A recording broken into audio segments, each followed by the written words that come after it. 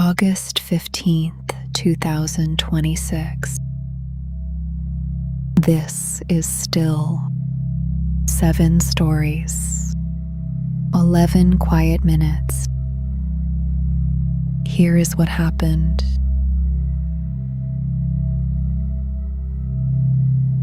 The United States Navy is sending a second aircraft carrier toward the Middle East.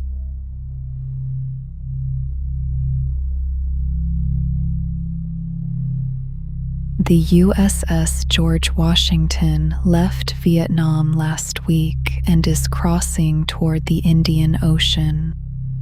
It is expected to replace the USS Abraham Lincoln in the region.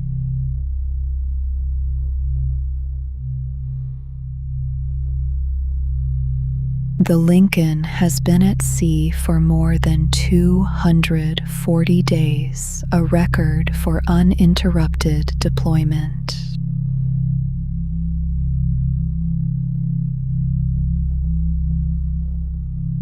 Sailors aboard reported shortages of supplies and mail, and the Navy acknowledged that combat disrupted normal resupply routes.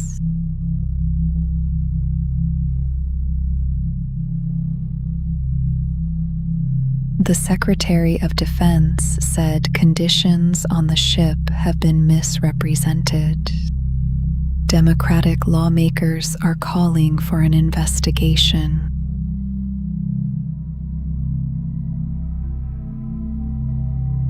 Elsewhere, nearly 5,000 sailors have spent close to 9 months aboard the USS Abraham Lincoln.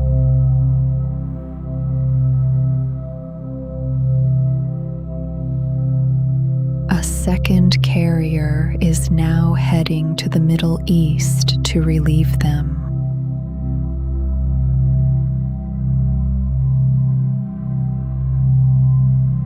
Families and members of Congress have raised concerns about what the extended deployment is doing to crew members' mental health.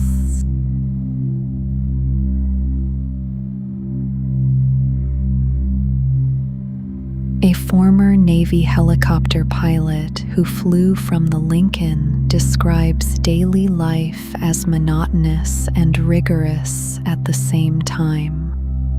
Everyone working long hours with little downtime or privacy.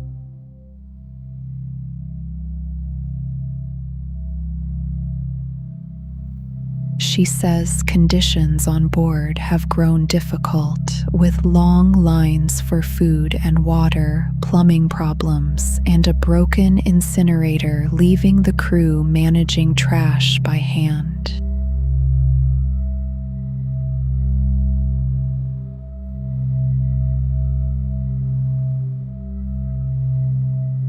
A magnitude 7.7 earthquake struck off the coast of Indonesia early Saturday.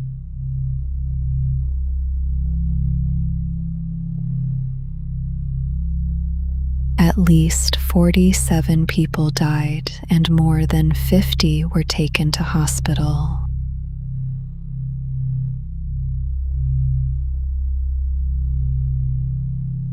Authorities issued a tsunami warning for coastal communities, then lifted it, though smaller waves did reach several villages.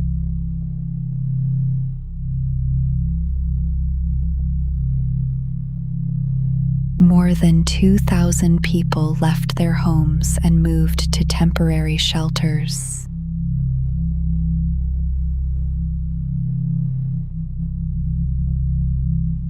Aftershocks continued through the day, with the largest recorded at magnitude 6.2.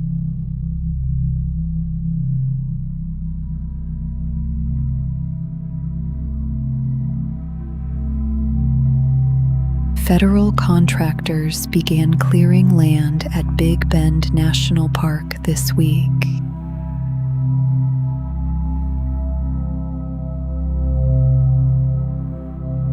The work is part of a border security plan that includes patrol roads, vehicle barriers, and surveillance systems.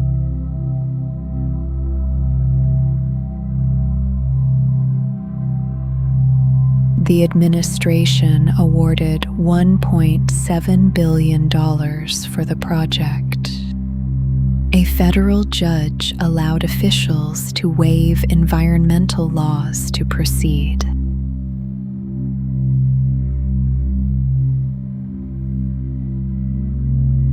Plans for 30-foot walls were set aside, but conservation groups say the damage to the land will not be reversible.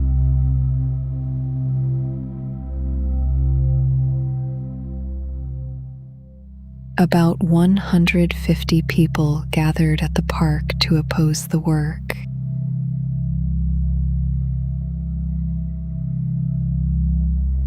And now, hundreds of Afghans who served alongside United States forces now fear losing their green cards.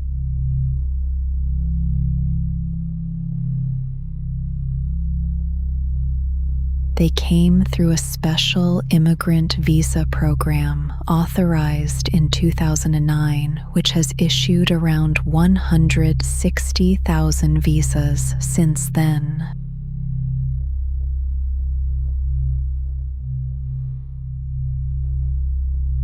Many have lived in the country for years, working, raising children, and enrolling in school.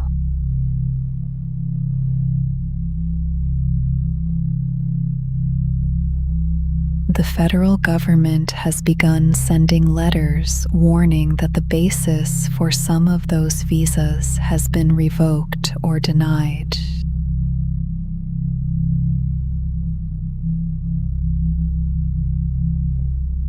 Advocates say the letters are arriving more frequently than expected, and some recipients now face possible deportation.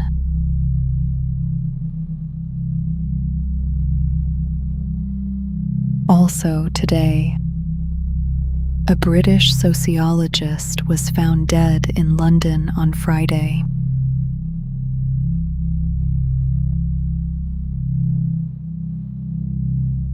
The man was 41 years old and had recently resigned from the University of Cambridge following weeks of plagiarism allegations.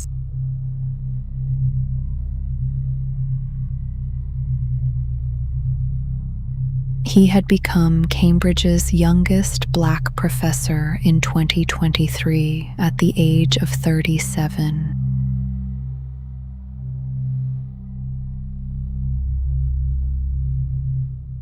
His family said the sustained public pressure had been too much for him, describing him as a gentleman who always sought the best in others.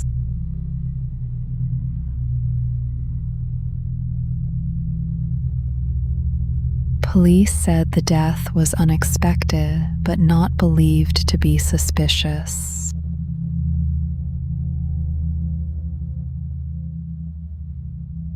And finally, South Korea's president proposed talks with North Korea on formally ending their war.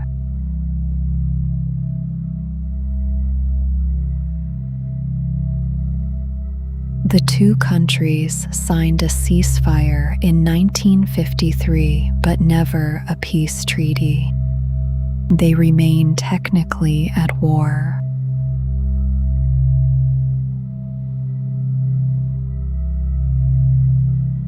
The president offered to discuss border security and ways to limit the North's nuclear program.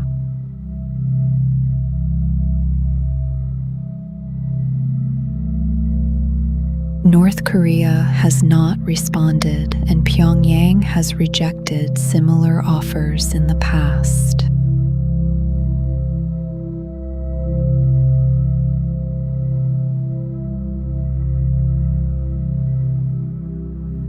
Here is what happened.